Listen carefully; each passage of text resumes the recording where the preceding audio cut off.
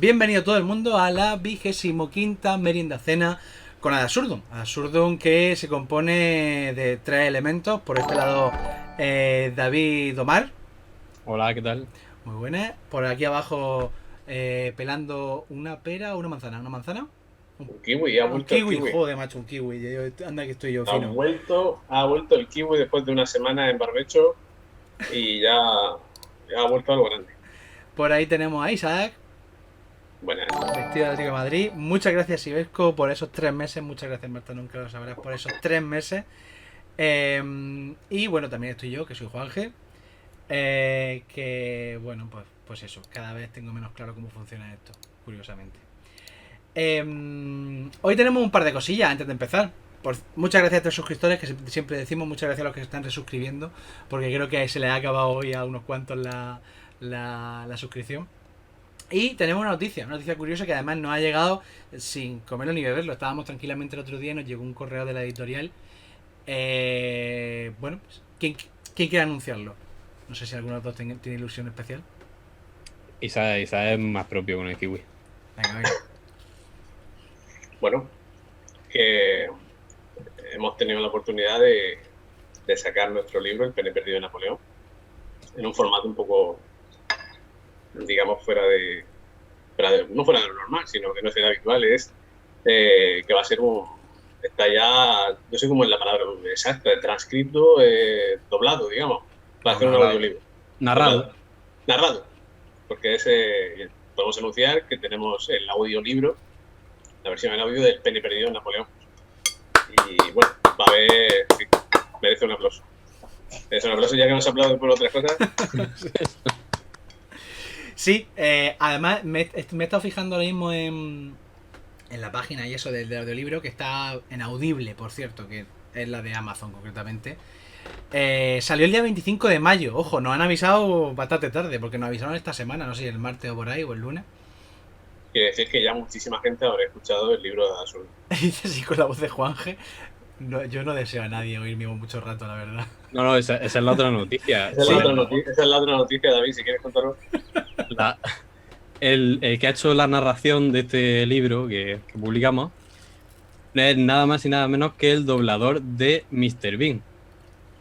Que de hecho, si lo pensáis un poco, Mr. Bean no habla. De Rowan Atkinson. Bueno. O sea, hace el doblaje de todo lo que hace ese señor. Vamos a decir, es que si decimos Mr. Bean, lo que dice David, lo curioso es que no habla Mr. Bean. Claro. Así Y que a lo mejor el libro es un silencio larguísimo. Estoy buscando la ficha de doblaje de este hombre para ver los otros doblajes que había hecho. Siempre hace actores secundarios en películas. Y me llamó la atención que ha hecho todas las que me gustan a mí de tiburones. ¡Ostras! Ayer iba a ver yo la del tiburón fantasma, no la vi. Vi el Velocipastor, que está muy chula, la verdad, os la recomiendo. Pero no vi el tiburón fantasma. La tengo todavía pendiente. Pues este hombre ha hecho Sarnado, ha hecho Megatiburón contra Crocosaurio. Hombre, ha hecho el ataque del tiburón de 3 cabezas, de 5 cabezas y de 6 cabezas. Ha hecho el de 6. ¡Ay, el de 6 es magnífico! El de 6 habéis visto que utiliza. Eso es mejor que. O sea, habéis visto que utiliza de patitas, utiliza las cabezas. Es muy divertido, es como una araña de tiburón. Es increíble porque la gente no se lo va a creer. Una vez más se va a pensar que está preparado, pero voy a hablar de tiburones. ¿En serio? Perfecto. Sí. En la ficha vi que también había hecho mucho anime. Lo que pasa es que yo, como de ese mundo no controlo nada absolutamente, a lo mejor ha hecho alguna película en la polla y no lo sé. A ver, el señor se llama Enric Puig, es actor de doblaje, por cierto, doblador queda un poco feo. Cosas del gremio. Pero vamos. Los dobladores vender en Futurama. Exacto, eso es vender. Ha hecho La Decisión, no La Decisión de Sophie, pero La Decisión. La Víbora Negra, ojo. Hunter, este es un actor porno. Scooby-Doo y el monstruo de la luna. Es que la verdad es que las películas que ha hecho... ahora mismo no conozco ninguna. Había hecho una que creo que sí es conocida en ese mundillo de ese anime, que es Full Metal Alchemist. Sí. Muchas gracias, Kellenson. Muchas gracias. Veo que también ha hecho Z Nation, que sí que es un poco famosa. Vikingos. Lo que no sé es qué vikingos es. No sé si es Vikings o cuál. Espero que Vicky el vikingo. Dice padre Anastasius. No sé si eso. Vale, pues para introduciros el tema, como llevo mucho tiempo hablando de cosas serias y de cosas así a lo mejor que no encajaban con nuestro tono, hoy he decidido que va a ser mamarracheo. Ajá. Y para enseñaros de qué voy a hablar, os pongo un vídeo. ¿Lo reconocéis ya? Siempre, por supuesto. Sí, claro, siempre. ¿Se oye? Ligeramente.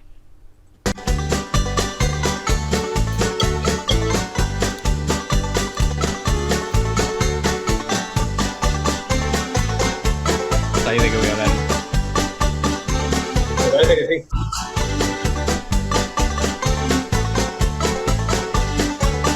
Pues muy bien, vamos a hablar de la tetrarquía. ¿Cómo? Bueno, es broma, es broma. Vamos a hablar de pene. De pene. Y no de un pene cualquiera, sino de el pene, no de Fernando VII, ya lo he leído por ahí. El pene del diablo. Del demonio. Eso no lo he visto venir. Pensaba que iba a tirar por el Classic Russian Penis de nuestro amigo... ¿Cómo se llama? ¿Cómo? El pene ruso por antonomasia. Ah, Rasputín. Rasputín. No. Eso, gracias, Aaron. No. Vamos a hablar del pene del diablo, del demonio. Y para hablar del pene del demonio tenemos que hablar de la Inquisición. Así que se preparen todos nuestros amigos Hoy. imperiófilos y toda esa gente que nos llama hispanófobos, negros legendarios y demás. Vamos a hablar de la Inquisición, pero no de la Inquisición solo española, que no haya sangre aquí, sino de la Inquisición de toda Europa. ¿Vale? Alemania, Inglaterra, Francia, España, Italia. Aquí no vamos a discriminar. Vamos a hablar de la Inquisición de todo. No sé si lo sabéis, pero uno de los delitos que más se castigaba, que más se persiguió en la Inquisición, uno de los que causó mayor cantidad de procesos, fue el haber mantenido relaciones sexuales con el demonio. Correcto. Hombre, Normalmente está feo. mujeres. Normalmente mujeres. También se dan casos de algún hombre que había tenido relaciones con él, pero sobre todo mujeres. ¿Vale?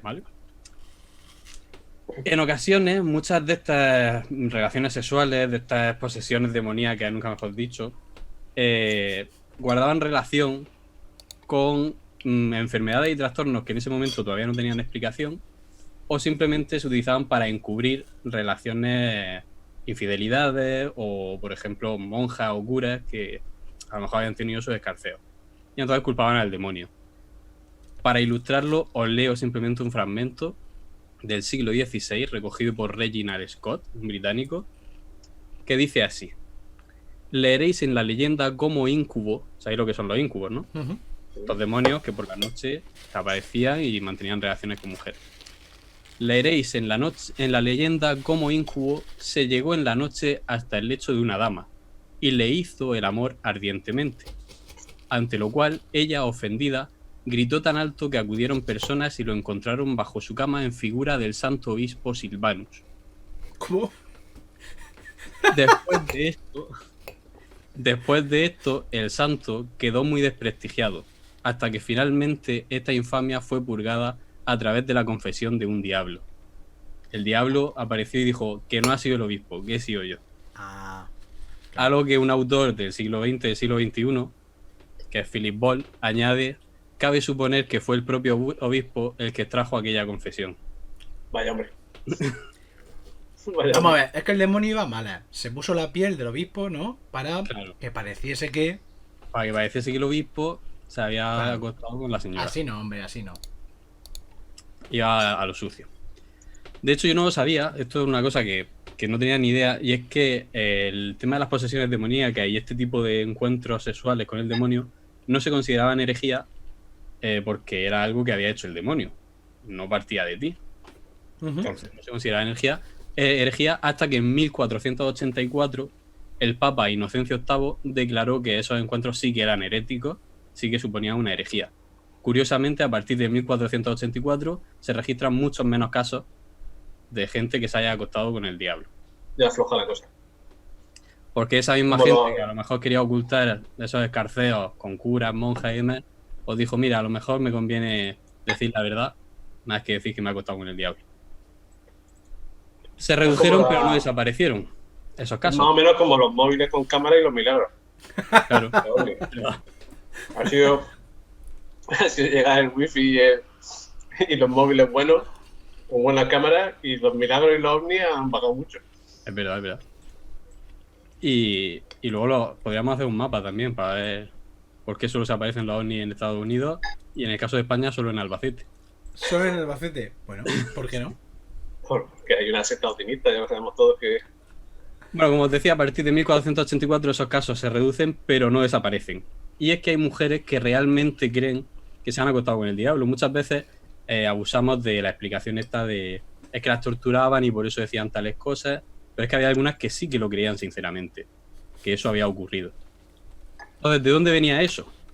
No sé si alguno lo habéis escuchado alguna vez, seguro que algo habéis leído sobre el tema, que es el Claviceps purpurea, más conocido como el cornezuelo. El cornezuelo es un hongo que aparece en determinadas plantas, sobre todo en cereales y más concretamente en el centeno, ¿vale? Este hongo puede provocar enfermedades. De hecho, un día hablamos de una de las enfermedades que provoca, que es el fuego de San Antonio o fuego de San Antón, pero eso ya sería para hablar de otra cosa. Pero es que ese hongo además produce un efecto todavía más curioso, y es que es alucinógeno. Ese alucinógeno no se descubrió hasta el siglo XX, y la persona que lo descubrió, que descubrió la relación entre el hongo y el alucinógeno, la conocéis, porque fue Albert Hoffman en 1946 el que sintetizó el LSD. Pero estuvimos aquí hablando con Daniel Torregrosa. Recomendamos a toda la gente que no lo haya visto que vean el vídeo con Daniel Torregrosa, en el que hablamos precisamente del momento ese en el que él sintetiza el LSD y ese viaje que hace en bicicleta a su casa desde el laboratorio, que fue maravilloso. Ese viaje chamánico. Con dragones y con todo lo que hacía falta. Pero claro, hasta el siglo XX no se descubre esa relación, de forma que hasta el siglo XX mucha gente consumía ese hongo sin darse cuenta de la relación que había con alucinógenos. De hecho, a partir del siglo XX muchos historiadores empiezan a hablar de que ese hongo podría estar relacionado con casos muy célebres, como el de las brujas de Salem, como los misterios de Eleusis de Grecia, o como por ejemplo con los berserkers vikingos. ¿Vale? ¿Por qué puede estar relacionado? Porque este hongo, uno de los efectos que tiene alucinógeno es que te crea la sensación de volar, te crea la ilusión de que puedes volar y te provoca placer sexual. Que no hablamos de que te provoca la sensación de placer sexual, te lo provoca realmente, porque te puede provocar la misma reacción biológica, química, que un orgasmo, ¿no? Y eso te lo provoca esto. De forma que muchas de estas mujeres, cuando consumían... Era el popper de la época. Claro. Cuando consumían centeno contaminado por este hongo, pues realmente creían que habían tenido una experiencia sexual. ¿Vale? Pregunta Ortuño si en los hombres también provocaba esa sensación. Sí. Lo que pasa es que ahí ya entraríamos a hablar del machismo de la época, porque a los hombres no se les juzgó tanto como a las mujeres. Ahora veremos uno de los motivos por los cuales ocurría eso. El caso es que esto ocurría. Y claro, las mujeres tenían la sensación de que eso era algo real. Muchas lo consumían sin darse cuenta, porque no sabían esa relación.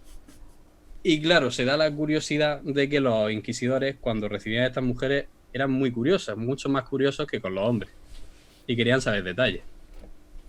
De hecho, os pongo un ejemplo muy, muy llamativo, y es que los inquisidores decían que un encuentro sexual con el diablo dejaba una marca. Esa marca era o una verruga o una mancha indeleble que siempre quedaba en el pecho, en el pubis o en el ano. Y entonces había que examinar a las mujeres para ver si tenían esa marca. De forma que el más mínimo lunar o verruga que tuviesen se consideraba una prueba de que eso había sido así. Cosa que con los hombres pues no solía, no era tan habitual, que alguno habría. Más cosas que ellos decían en esos detalles. Es curioso que muchas veces les pedían que contasen hasta el último detalle de ese encuentro amoroso, cosa que a los hombres tampoco se lo pedían. Y a las mujeres les pedían que contasen detalles, y aquí es donde entra un historiador que es psicólogo, que es Philip Ball, el que he citado antes, que según él dice que muchas de estas alucinaciones que ellas relataban en realidad eran alucinaciones inducidas. Muchas veces, o sea, le habían contado tantas veces encuentros sexuales que el demonio había tenido con mujeres, que al final cuando ellas tenían esas alucinaciones lo que hacían era lo que le habían contado, revivirlo ella, ¿no?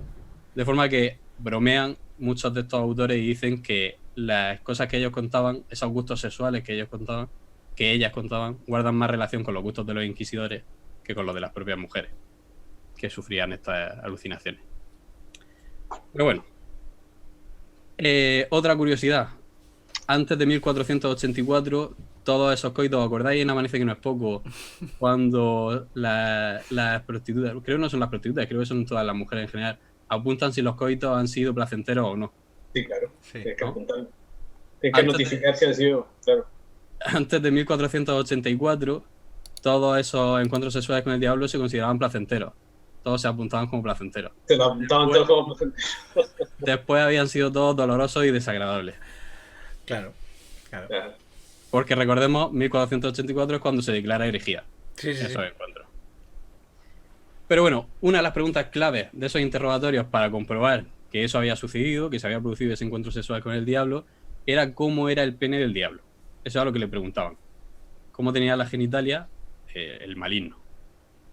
Y ahí está la gracia del asunto. Casi nadie coincidía. En lo único en lo que coincidían todas era en que era muy grande. Hombre, ya era hora. Muy grande. En Ay, este por caso Dios. el tamaño importa. ¿Vale? De hecho, os leo cosas textuales.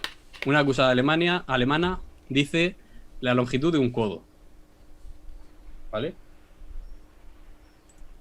Una española dice del tamaño del de un mulo. Que no debe ser muy distinto del de un codo. No. Una francesa no precisa el tamaño, pero asegura que le provocó los dolores de un parto. Vale.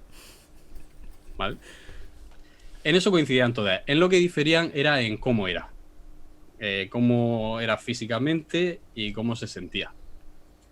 Según una de las acusadas, era frío y suave. Sí, yo sí había escuchado lo de que era frío. Largo y frío, como un denominador. Lo de frío es verdad que lo repiten muchas. Otra dice que estaba dividido en dos partes, que una mitad era de hierro y la otra era de carne, con lo cual el demonio había podido utilizar una especie de tensor. Sí. Un complemento. Tipo de... Era un poco cibor, también. Sí. Lo curioso es que muchas declaraban que tenía escamas. Escamas de pez. Supongo que al final, cuando el demonio le empieza a meter cosas, que si cabra, que si tal, pues al final Claro. todo cabe, ¿no? Entonces, pues. De hecho, una de las obras que he consultado sí que desarrolla un poco de dónde viene esta idea del diablo. Aquí le pido perdón a Plumas, pero es que el autor utiliza la expresión que es de origen persa. Y dice que lo que hacen es coger esa demonología persa y coger todos los elementos que había de los distintos personajes demoníacos y los mezclan en un totum revolutum que es el diablo. Y otra decía que estaba hecha de cuerno. Bueno. Yo imagino también que toda esta referencia a objetos metálicos, cuernos, no sé qué, posible que no fuera... Es posible que no fuera el pene del demonio. Sí, ¿no? Vamos a barajar esa posibilidad. Era otro tipo de artilugio, ¿no? Claro, que responda a los artilugios que se estaban empleando realmente. Uno de los autores lo que dice eso precisamente, dice a lo mejor lo que están hablando es de consoladores y no de, Hablando y no de penes. Uy, el diablo. Era metálico. Y tenía la forma de un cuerno. Ay, Tenía por Dios. forma de Satisfyer. Y el semen, según una, era frío como el hielo y según otra, ardía como el fuego. Hombre, casa mal lo segundo. Aquí... Pero eso es como los geles de placer hoy en día, que tienen el efecto frío-calor ese. Para él o para ella, pero aquí en todo momento era ella. Vaya. Cualquiera en su sano juicio, con estos datos, habría dicho, estas personas no se han acostado con la misma persona. Claro. ¿No? Pero Sin también embargo, es verdad, vamos a ver, la cosa es que el demonio tiene muchas caras. Entonces el demonio también puede un poco intercambiar piezas, hoy viene con más escamas, hoy cuernos en lugar de metal, va un poco eligiendo. Es un poco Mr. claro. Potato. O sea, aquí cada uno... Y la forma de aparecerse también. Claro, La cabra, que la su cabra. gallo, que su gato. De hecho, hay uno de los... Ese no lo he metido, pero hay una mujer que en el proceso declaró que cada día de la semana se acostaba con un ser distinto. ¡Ojo! Y que los sábados era zoofilia lo que practicaba. Decía que había como días fijos, lunes, miércoles y viernes era con el diablo en sí mismo. Martes y jueves a lo mejor no era con el diablo, sino una especie de sacerdote que había dominado el diablo, que había poseído el diablo, un poco como el obispo Silvanus de antes. Pero decía que los sábados no fallaba, era zoofilia. Los sábados, fantasía. Sábado, fantasía. Es como el sábado se sale, ¿no? Pues. Exacto. Pero como os digo, cualquiera en su sano juicio podría haber dicho esto, que esto al final no demuestra nada, pero los inquisidores llegaron a la misma conclusión que Juanje. Esto lo que demuestra es que el diablo cambia de forma. Claro, es que es muy fácil. Al final todo lo encajas como tú quieres. Pregunta a Aaron si alguna quedó embarazada. Sí, claro. Claro, habría muchas.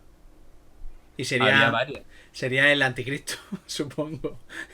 El vástago. De hecho, la del obispo Silvanus se quedó embarazada. No de la diablo, no del obispo. No del obispo, del diablo. Pero al final sí que hay algún inquisidor que plantea la duda teológica que yo ya os planteo para terminar, que es, a lo mejor todo esto no tiene sentido porque el diablo no puede tener pene.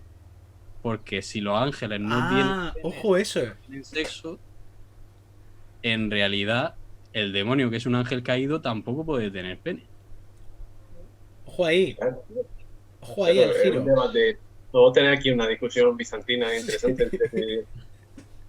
Hombre, yo ahí de todas formas me inclinaría de nuevo por lo de, vale, era un ángel, es un ángel, pero tiene artimañas, tiene posibilidades, cambia de forma. Entonces una cosa es que en su forma original sea, pues eso, un Ken, y otra cosa es que luego pueda desarrollar otras habilidades.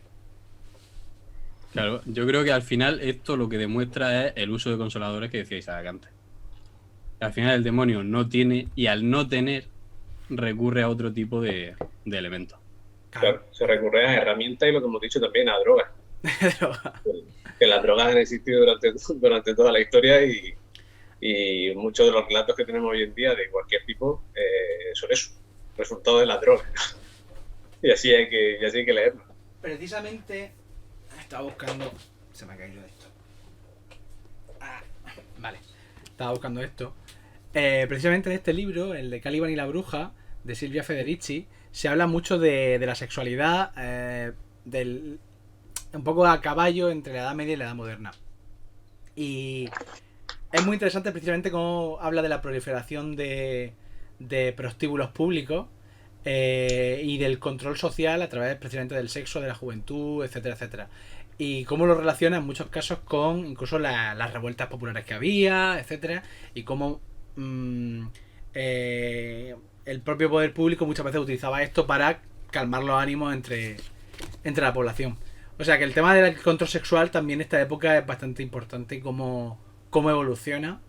Y bueno, supongo que nuestros compañeros modernistas sabrán mucho más que nosotros, pero eso, por ejemplo, en este libro está bastante curioso cómo lo desarrolla. Un libro muy recomendable también para el mundo de la brujería, de Julio Caro Baroja, La bruja y su mundo.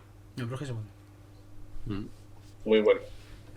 En realidad todo esto que al final hemos contado aquí para reírnos y como mamarracheo y tal, arroja muchas más dudas interesantes sobre el papel de la mujer en esa época, sobre la sexualidad y sobre cómo la Inquisición trabajaba.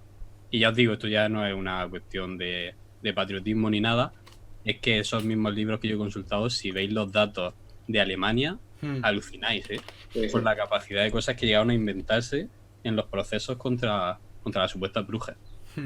Hay un análisis cuantitativo y cualitativo muy chulo sobre el tema este de la bruja, lo hemos mencionado alguna vez, de estudiarlo por áreas geográficas. Entonces, si te das cuenta, es decir, contrastando los datos en toda Europa, hay una mayor tasa, digamos, de casos de brujería en zonas periféricas. Aquí en España, pues, País Vasco, Navarra, en Francia es Bretaña y Alsacia, en el Reino Unido es Escocia. Es decir, hay un patrón que también, es decir, hay como una especie de...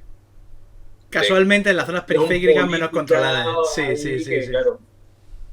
Sí. Es algo parecido a lo que pasa, lo hemos comentado alguna vez, con la persecución de la homosexualidad. ¡La bruja! Aquí ha aparecido.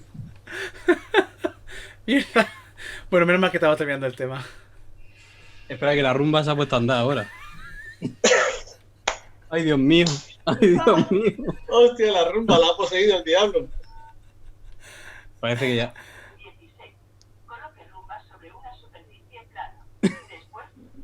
Pero lo tienes ahí para colocarla en superficie. ¿Lo estáis oyendo? Sí. ¡Ay, Dios mío, el 5G! La nueva Inquisición. Ay, por Dios y por la Virgen. Ya no sé lo que estaba diciendo, pero... Como dice que son los chis. Sí. Madre mía, Mendoza. Lleva un chis la aspiradora.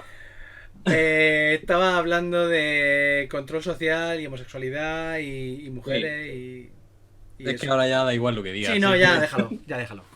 Que sí, ya está, ha terminado esto. Es que ha terminado muy grande. Yo creo que podemos pasar a la siguiente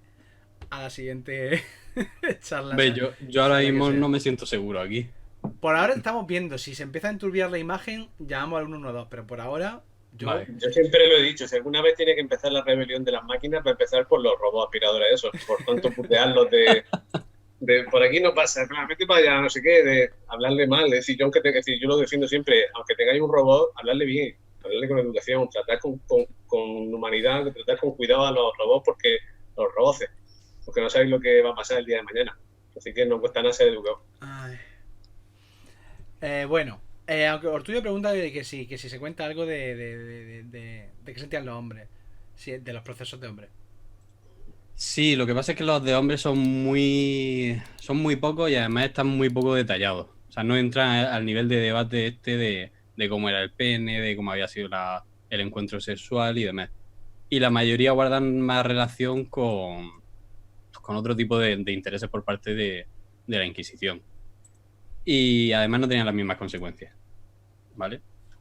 Además pasa una cosa curiosa y es que normalmente en los países estos en los que existía la Inquisición, la legislación civil no tenía contempladas las relaciones entre mujeres, pero sí las relaciones entre hombres.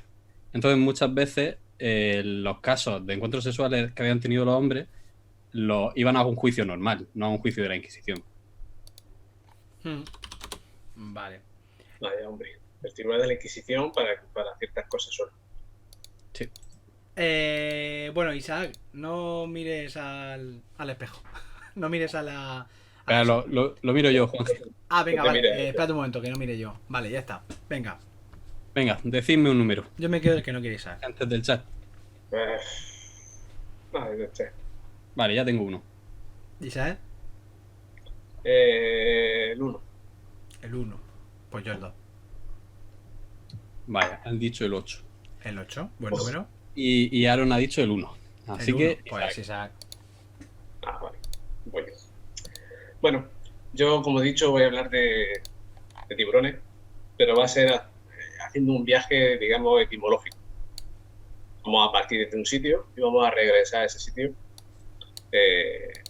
dando una vuelta, digamos, por el mundo y por las lenguas. Ya sabéis que a mí me gusta mucho el tema de la etimología, la toponimia, etcétera. David, se está poniendo borrosa tu imagen y no es broma. ¿Qué estás haciendo? David, sí. El demonio ha tomado tu casa ya para... Qué cabrón, está ahí jugueteando. Tiene un croma magnífico ahí en la ventana, ¿eh? Sí. ¿Puedes poner unos tiburones? ¿Puedes poner unos tiburones, por favor? Puedo. Pero pon el tiburón de 6 cabezas. Como si fuese una oceanografía ahí. Vale, pues voy a hablar de tiburones y de lengua. Vamos a hacer un pequeño viaje. Vamos a situarnos, el punto de partida es, imaginaos el siglo XVII, ¿vale? 1641 aproximadamente, en las aguas de la región de Murcia, cerquita de Cartagena, unos pescadores pescan un bicho muy grande, como ese que estamos viendo ahí, un tiburón. ¿Vale? Un tiburón que se está asomando por la ventana de David en el barrio de San Pedro de Murcia.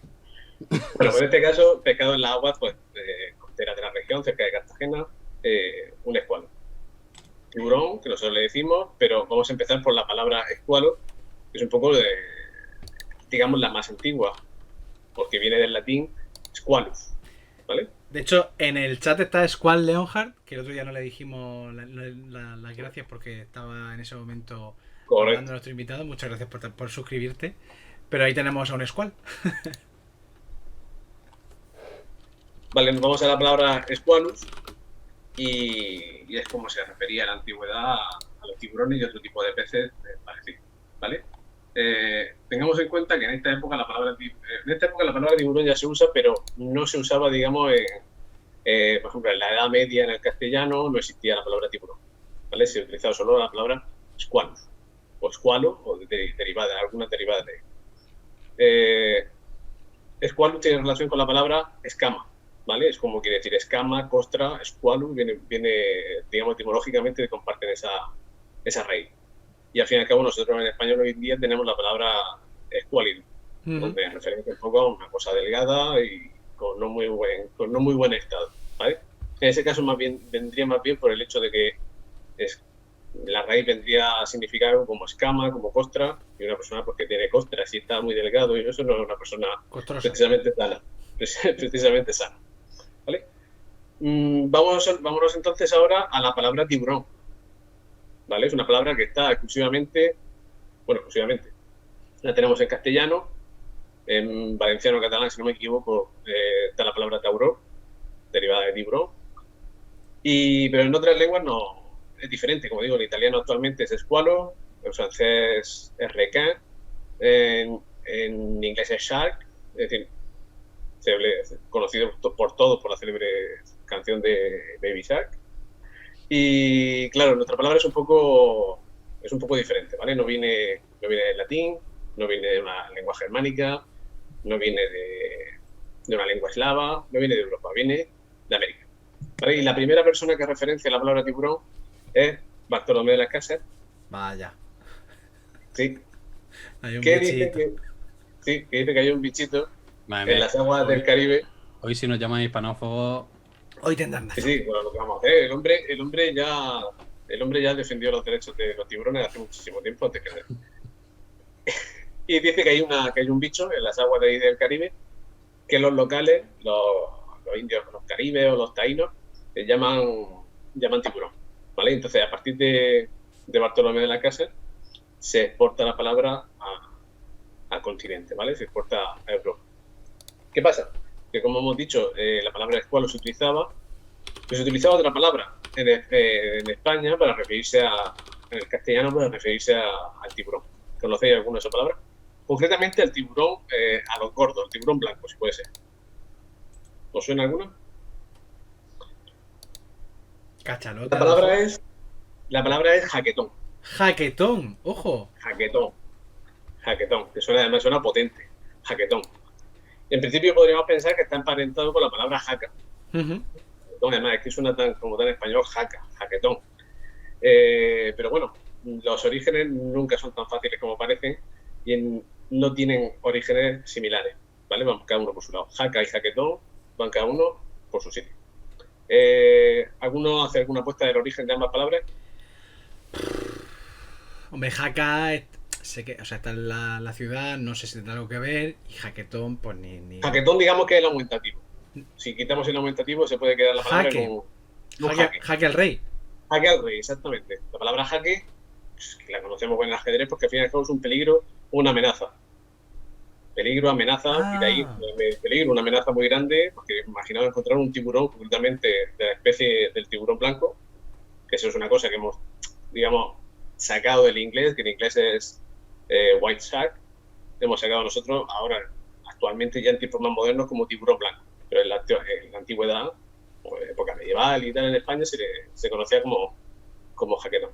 Vale, viene de jaque, como digo. Jaque viene del árabe, que a su vez viene del persa. Bueno, del persa, es decir, vamos a ver, que no se ofenda plumas, que seguida tal, del pahlavi, o no sé cómo se pronuncia. Si puede pronunciarlo, no puede. Puede poner un audio en Twitter. Pero sí. Los pahlavi no son la familia real persa. Es completamente el persa sasánida, es decir, como el persa medieval. El eso, persa medio. El persa medio, como dice... Ahí ya te digo, no quiero meterme en un jaleo, en un fregado, pero bueno, es una palabra que ha pasado del persa al pahlavi con H aspirada, pahlavi, no lo sé. ¿Cómo se pronuncia algo con mucha H en español? Es que claro, se pronuncia Pahlavi y pone muchas H. Gracias, Roma. Imagino que será como Pahlavi, no lo sé. Pero bueno, es como digo, es persa, ¿vale? Es persa, que la pluma no le gusta que llamamos persa, pero vamos a decir persa hoy aquí varias veces. Vale, de ahí pasa el árabe y bueno, al fin y al cabo el Shah es el rey. Es el rey, sí. ¿Vale? El Shah de Persia, el Shah de Persia es el rey. Al fin y al cabo. Entonces el rey o la amenaza principal de los mares era el jaquetón, ¿vale? Es el tiburón blanco, como digo. Quien pueda pensar que la palabra jaca está emparentada, no lo está. Y vosotros diréis, bueno, una palabra también suena muy española, muy con la J, muy potente, quizás puede venir del árabe también. No, viene del inglés. Concretamente de una localidad de Inglaterra. Que jaca, al fin y al cabo, es una especie de caballo, un tipo de caballo, concretamente una yegua, y hace referencia a una localidad del Reino Unido, una localidad cerca de Londres, en Inglaterra, que es Hackney, donde era tradicional criar este tipo de caballo. De ahí pasó, se escribiría H-A-C-K-N-Y, ¿vale? A partir de ahí pasaría al francés como hacka, y de ahí pasaría al español como asca, y de ahí, al fin y al cabo, la pronunciación con la H cada vez más aspirada, hacka, sería hacka, se convertiría en una J, ¿vale? Así que mirad de dónde ha venido cada cosa, porque, como digo, son muy distintos. Y alguien dirá, ¿hay alguna jaca más? Parezco un tratante de ganado ahora mismo. ¿Hay alguna jaca más por ver? Sí, está la jaca de la ciudad de Huesca. Sí. De ciudad aragonesa, la provincia de Huesca, Jaca. Pero bueno, esa no tampoco tiene nada que ver. Al final y al cabo han confluido todas en un mismo, y Jaca, como localidad, es por la tribu de los jacetanos. Eso sonará de haberlo estudiado cuando estudiábamos los pueblos prerromanos, etc. Un pueblo, pues, dice Aaron que ahora en la ciudad inglesa que dice, ahora crían hipsters. Ahora crían hipsters, sí. Y sí, en cautividad el hipster está mirando muy bien. Sí. Arraiga. Y la ciudad de Jaca, ¿vale? La ciudad de Jaca, como digo, la tribu de los jacetanos, un pueblo entre íbero y eso que se considera vasco-aquitano, ¿vale? De la zona pirenaica.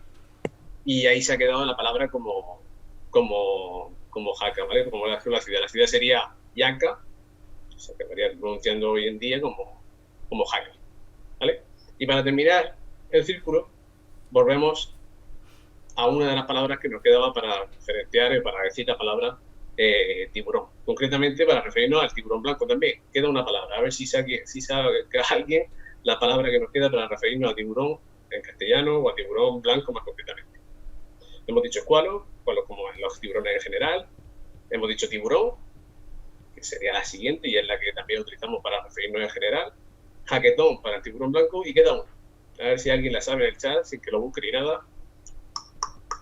Vamos a dejar un poco de tiempo, y mientras tanto, Squall ha comentado que en alemán se llama Hai, que viene de una palabra irlandesa llamada Haki. ¿Vale? Haki.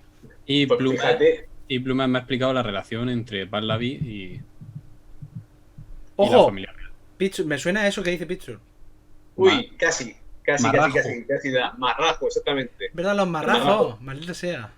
Claro, marrajo. Y nos vamos de nuevo a qué ciudad. A Cartagena, ¿no?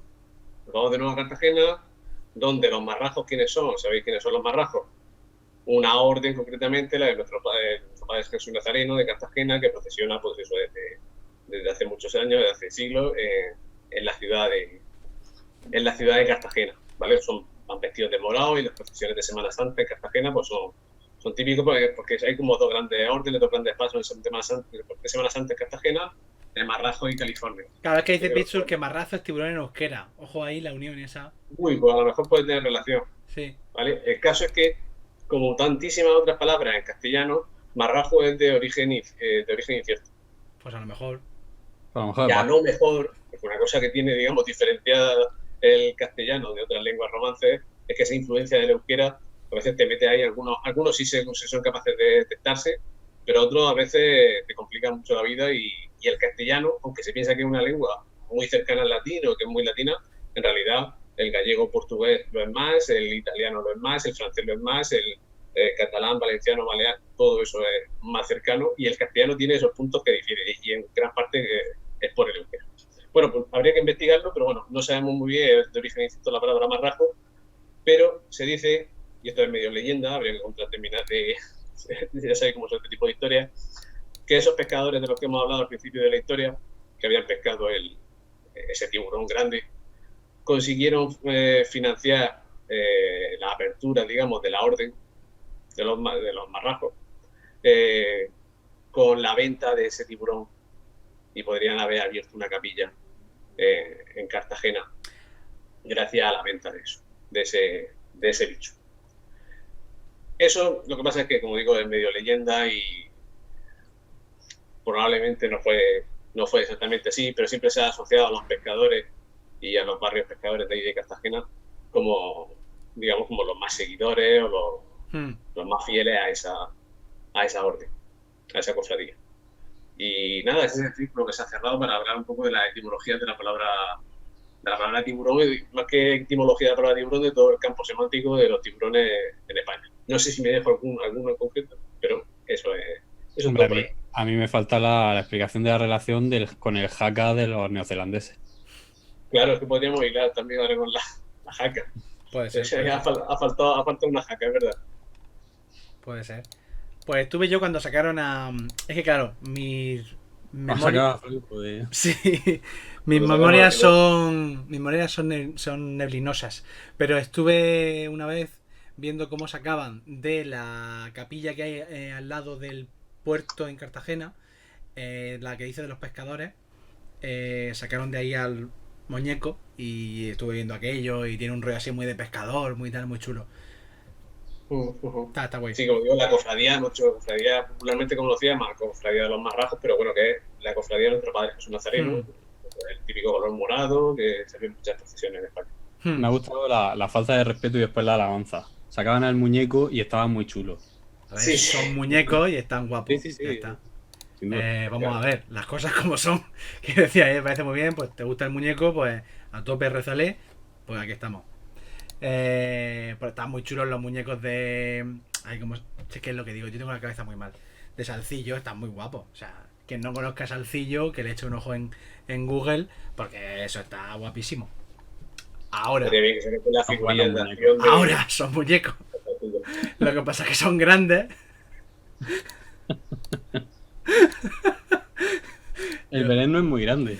No, el Belén no. El Belén es muy grande, el Belén, yo sé que aquí somos muy... Que sí, que no sé cuánto. El Belén, bueno, está bien. No, el Belén es precioso. El Belén sí que son los Warhammer de la época. El Belén sí que son... Exacto, son los Warhammer de la época.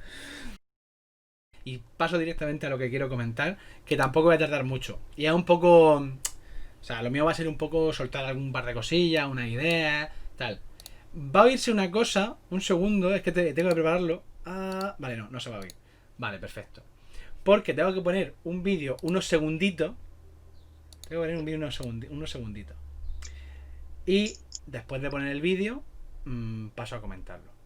Vale, estoy viendo de nuevo la serie Roma, ¿vale? La serie de HBO que trata el enfrentamiento entre Pompeyo y César, y luego un poco la evolución de los acontecimientos.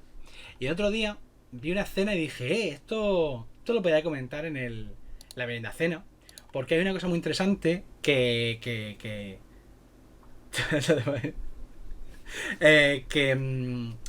hay un poco de debate al respecto. Bueno, debate no.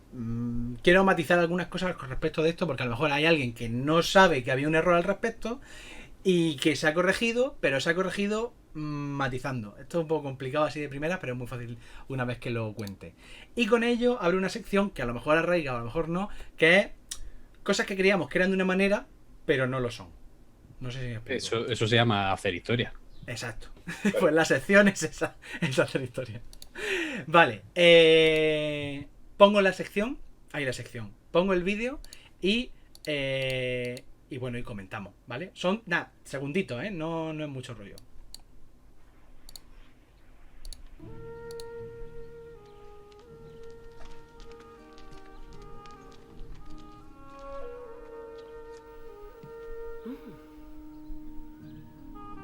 Vale. Ya está. ¿Qué es eso? La trama ha sido brutal. Vale.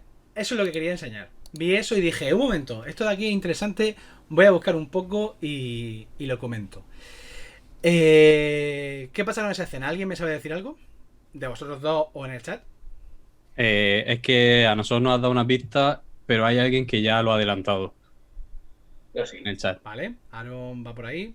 Pitsur ha hecho la broma. Un asunto peliagudo. Sí, es relacionado con pelucas, porque, claro, básicamente es lo que se ha visto.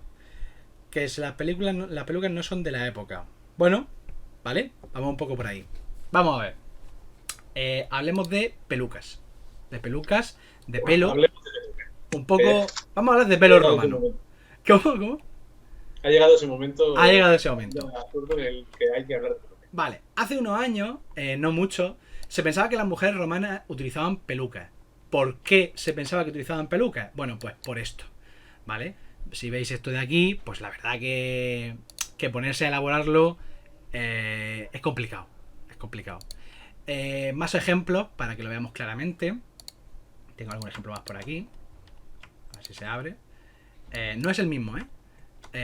Vemos aquí que esto parece más bien una obra pues, de ingeniería que un pelado, que un peinado, vaya. Y hay muchos ejemplos más. Vamos a ir viendo algunas esculturas más de época romana. Muchas de ellas son réplicas, claro, pero réplicas de época romana. Y vamos a ver qué pasa con el tema del pelado. Del peinado, joder, con el pelado. Bien. En el periodo de la República Romana, el pelo sí que existía, evidentemente, los peinados complejos, etcétera, pero todavía estaba en una fase, bueno, todavía un poco temprana. Voy a ponerme esto de fondo. Estaba la cosa todavía más sencilla en cuanto a este tipo de. No se encontraban todavía este tipo de peinados. Y luego hay una cosa muy importante, y es que de época de República Romana no encontramos tantos ejemplos en numismática, es decir, en moneda, y en escultura de mujeres reales. Si hay ejemplos de mujeres, normalmente representando a diosas o cosas más alegóricas, pero no hay ejemplos de mujeres reales representadas tan claramente como durante la época imperial. Durante la época imperial, principalmente de la familia de los emperadores, sí que se empiezan a representar a mujeres, pues que si hijas, que si esposas, etcétera. Bien, entonces, en época imperial asistimos a un proceso en el que se va complicando cada vez más el peinado. Cada vez más las cosas se empiezan a hacer más complejas y empezamos a ver peinados de este tipo. Bien, hay que tener en cuenta que en Roma el peinado definía tanto muchas veces tu edad, tu estatus, tu manera de vivir, religiosa, económica. También hay que pensarlo un poco que los estilos también tienen mucho que ver con la edad, incluso hoy en día. Un cardao, pues evidentemente no lo sueles ver en personas de 20 años, por ejemplo. Pero en aquella época era más marcado aún. Y la familia imperial tenía que dar ejemplo. Las mujeres imperiales tenían que ser un poco el ejemplo de mujer a seguir. Y eso también implicaba llevar un buen peinado y no llevar cualquier cosa. Bien. Por ejemplo, pues aquí otro ejemplo de busto. Esta es Livia, la esposa de Augusto, que lleva un peinado que no es especialmente complejo, pero que ya empieza, pues vemos cierta imaginería. En concreto este se llama Salus, ¿vale? Porque otra cosa no, pero los historiadores y los arqueólogos son muy de clasificar cosas y ponerle nombre.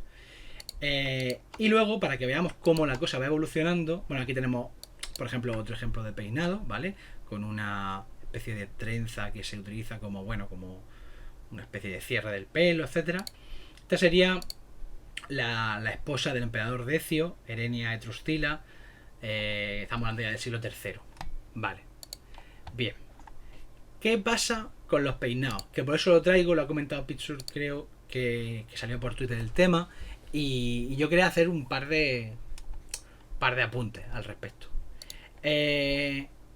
Normalmente los investigadores de historia no tienen formación de peluquería, por lo que sea.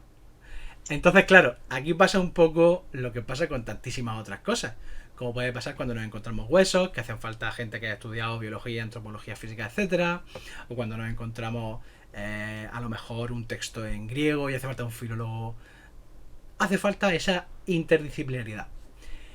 ¿Por qué se pensaba que, como en la escena de Roma, las mujeres llevaban pelucas? Porque los peinados eran muy complejos. Y entonces, pues, se dedujo un poco que como eran tan complejos, lo más probable es que fueran pelucas. No solo por eso se habla de pelucas. Ahora veremos un ejemplo bastante llamativo de por qué se pensaba que había pelucas. Pero bueno, dejo eso por lo pronto sobre la mesa. Ahora bien, hace unos años empezó a considerarse que a lo mejor no funcionaba así el asunto. Que a lo mejor sí era pelo natural. Voy a poner algunos vídeos que son bastante interesantes de reproducciones de estos peinados para que veamos como si es posible realizarlo con mucha paciencia y tranquilidad en una persona estos peinados. Si encuentro los vídeos, claro, que los tengo por algún sitio. Vale. En concreto, la persona que nos interesa, la persona que se puso a mirar este tipo de cosas, ha sido varias, pero una de las que siempre se suele citar es Janet Stephens. Janet Stephens no era historiadora, era peluquera. Sin embargo, si entramos en la página del Instituto Arqueológico de América, encontramos su ficha y aparece como investigadora independiente. Precisamente porque ella cuenta que en el año 2001 empezó, de hecho aquí podéis ver, estilista y cosmetóloga, no sé cómo se dice eso. Bueno, cosmetóloga, claro. Pues sí, supongo. Empezó a interesar. Sí. Sí. Si queremos trasladar el mundo de la cosmética a la ciencia, es cosmetóloga. Correcto. Empezó a interesarse precisamente por los peinados una vez que visitó un museo. Y vio que esos peinados, que en principio parecían señalados como pelucas, en realidad eran posibles de hacer. Ella consideraba que eran posibles. Y empezó a hacer lo que se conoce como... no me sale la palabra ahora mismo. Arqueología experimental. ¿Vale? Lo que pasa que era arqueología experimental en la peluquería. En su canal de YouTube, que podéis visitar, tiene los siguientes vídeos, ¿vale? Pongo uno de Julia Domna, en los que se puede ver cómo reproduce. Además lo va haciendo con... Perdón, me he ido. Vaya. Aquí. Primero especifica, no lo voy a poner porque ya cada uno que entre si quiere, etcétera. Su voz va narrando un poco la teoría al respecto de cómo ha llegado a sus conclusiones, etcétera. Y va poniendo una serie de retratos, etcétera, o sea, de esculturas. Y un poco la evolución de los diversos peinados. Aquí pone un ejemplo del ya el peinado final de Julia Domna, como sería. Y incluso... la imagen... el peinado lo lleva Victoria Federica. Sí, es un poco eso, correcto. Y especifica que va a utilizar solo herramientas que se pueden encontrar en la época y que no va a utilizar ni laca ni nada de eso en su investigación. Entonces, pues nada, se le ve cómo va pues tranquilamente desarrollándolo poco a poco y bueno, pues al final se ve el resultado final en la chica. Aunque es verdad que el único defecto que tienen estos vídeos es que no suele pararse mucho en el resultado final y hay veces que es difícil ver el resultado porque encima le pone humillo y leche, pero bueno. Como veis, porque me he equivocado precisamente, tiene mucho... No, he dicho que era Victoria Federica, pero creo que no, creo que es Carmen Polo de Franco. Es Carmen Polo.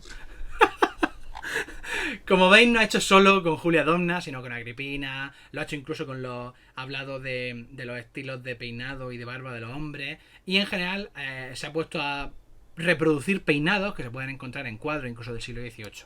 No se ha ceñido solo a eso. Eso le ha llevado, de hecho, a publicar artículos en revistas especializadas. Es decir, no se ha quedado solo en la parte de amateur puro, sino que ha saltado al mundo de la investigación. Y, por ejemplo, podemos encontrar este artículo en el que recrea el peinado Fonseca, que es el de esta escultura de aquí, que es especialmente complicado, de época Flavia, ¿vale? Que en la época Flavia es famosa porque se complica bastante la situación, vaya. Y aquí lo hace con una figura, pues en fin, con un maniquí. Pero este peinado también se puede ver cómo lo desarrolla. Os pongo el resultado final, ¿vale? Cómo lo desarrolla en una modelo con pelo tal. Entonces, como podéis ver, la parte de atrás pues es pues eso, un jolgorio de peinado.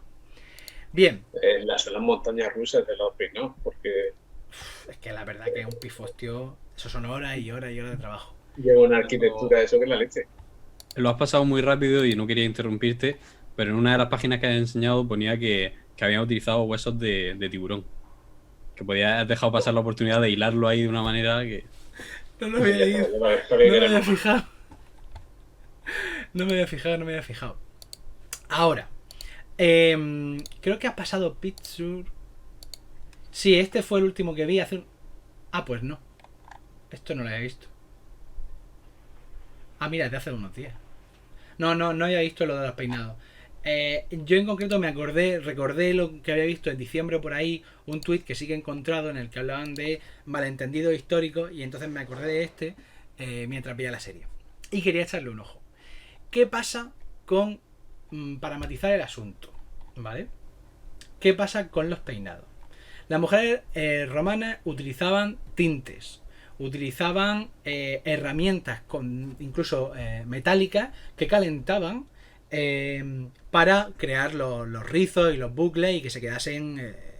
Sí, como máquinas para rizar hoy en día. Exacto. Pues ya tenían sus propias herramientas para hacer eso, y de hecho en las propias fuentes se encuentran pues esa reproducción, ¿no? Por ejemplo, literalmente hay uno que dice: utilizan herramientas de hierro calentadas a fuego lento para rizar su cabello a fuerza de bucles, y rizos elaborados con estilo traídos hasta las cejas dejaban la frente sin apenas espacio, mientras las trenzas por detrás caen orgullosamente hasta los hombros. Entonces, salud, tío. Bien, ¿qué pasa? Que claro, se va haciendo cada vez más complejo el asunto, y también se tintaban el pelo. Entre otras cosas, Plinio el Viejo, que esto me da mucho asco, pero bueno, señala que el tinte negro se hacía con sanguijuelas que se dejaban pudriendo en vino tinto durante 40 días. Y así se tintaba el pelo de color negro. ¿Vale? ¿Qué pasa? Sí que había un asunto, y es la propia calvicie, en el caso de los hombres, era un asunto bastante importante en Roma. Y es probable que otro día traiga el asunto de la calvicie, porque encontró también material bastante interesante. Y luego estaba que muchas veces todos estos procesos químicos a los que se sometía el cabello de la mujer provocaban cierta alopecia.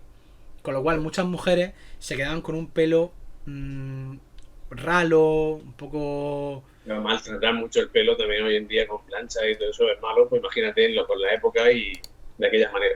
Exacto. Con lo cual, ¿qué pasa? Que sí había pelucas. Es decir, aunque el estudio, no solo de Stephens, sino de muchas otras personas, porque ya hay muchos artículos, etcétera, que tratan el tema,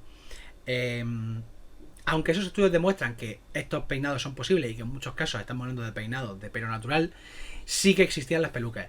Hay un caso que me llama mucho la atención, que también voy a matizar, que es el de esta escultura, que cuando la ves sorprende un poco, porque parece prácticamente este tipo de peluca de juez estadounidense, ¿no? Un poco de juez estadounidense o de parlamentario, ¿no? Del siglo XIX y todo eso. Iba a decir que no es una peluca. Ya. De la Cámara de los Lores. Calma, todavía no he dicho nada. Vale. ¿Qué pasa con eso? Eso en principio demuestra que claramente que hay pelucas, ¿no? Lo que pasa que también es verdad que es un poco raro representar a la persona con una peluca que se quita y se pone con su pelo natural debajo. Es un poco extraño. Porque si quieres ponerla con la peluca, pues lo haces y ya está. Y entonces una de las teorías que hay al respecto es que puede ser que no es que fuera una peluca, sino que fuera un postizo puesto después para adaptar el peinado de la escultura a nuevas modas. Es decir, hemos hecho la escultura de esta persona, pero ahora la moda es esta otra. Para no volver a repetir todo, le hacemos el pelado solo. ¿Y por qué no haces que le puedas quitar el pelo que tiene y ponerle otro? Hacerlo en a lo varias mejor no se te ha ocurrido de primera. Bueno. Aquí hay muchas cosas. Pero estaría las tatuas intercambiables, es decir, con accesorios que se las puedas poner. Exacto. Es un poco eso. Es como el pelo del Playmobil. Joder, Naistet y yo conectados. Los Playmobil romanos, exacto. Entonces, claro, no está claro si eso significa que fuera hecho porque era una peluca o si está hecho por lo que acabo de comentar, de la adaptación a nuevos tiempos, nuevos peinados, etcétera. No se sabe, simplemente son dos teorías que hay encima de la mesa. Pero sí se sabe que hay pelucas. Sí se sabe que hay pelucas porque está tanto en la fuente como en otras... sí, algo así como este sin Maribu, exacto, perdón. Como en otras esculturas que a lo mejor sí que se ve más claramente, aunque estén muy, muy mal conservadas, que existían las pelucas. Y luego está el hecho de que muchas veces a las tribus bárbaras se le hacían praderas de todo tipo. Y una de ellas era a las mujeres cortarle el pelo para utilizarlo como peluca en Roma. En Roma por parte de gente pudiente. Con lo cual sí que existía un poco ese tráfico de esa venta de pelo humano para ese tipo de fines. Porque incluso de hecho hay una temporada en la que se pone de moda el pelo rubio, cuando empiezan a llegar más bárbaros del norte, de las campañas, etcétera, se pone de moda entre los romanos el pelo rubio. Entonces se utilizan tanto tintes como pelo humano. Vaya. Es curioso porque además el pelo rubio era el tinte. Amarillo era obligatorio en época republicana para las prostitutas. Sí, hay ahí de hecho un poco de conflicto porque a veces podía significar eso y entonces si lo hacía era un poco más fresca y entonces tal, pero bueno.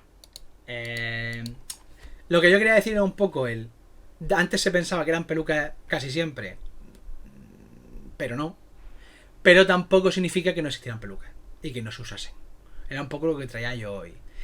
Y además... en el caso de las pelucas sí que sabemos que se utilizaban y no solo las mujeres porque claro resulta que en Roma los emperadores romanos ya utilizaban el truquillo de la cortinilla y del peinarse así como con todo el pelo para adelante para tapar como la Sagasti, exacto, para tapar las entradas. Se sabe en el caso tanto de Tito, Tiberio y Domiciano que utilizaban ese truquillo. Y en el caso de Domiciano, que me he quedado muerto, llegó a escribir de hecho un libro, una especie de tratado para el cuidado del pelo, y se sabe que él sí que utilizaba peluca. Y que no, bueno, porque estaba muy acomplejado con eso de ser un hombre de poder y no tener pelo. Caso similar al de Julio César. Julio César, calvo célebre de la historia. Calvo más célebre de la historia. En el que, bueno, pues se comenta, no sé hasta qué punto sea cierto, lo de que se le dio el permiso de llevar la corona de laureles específicamente a él y que lo pidió para que no se le viera tanto la calva, etcétera.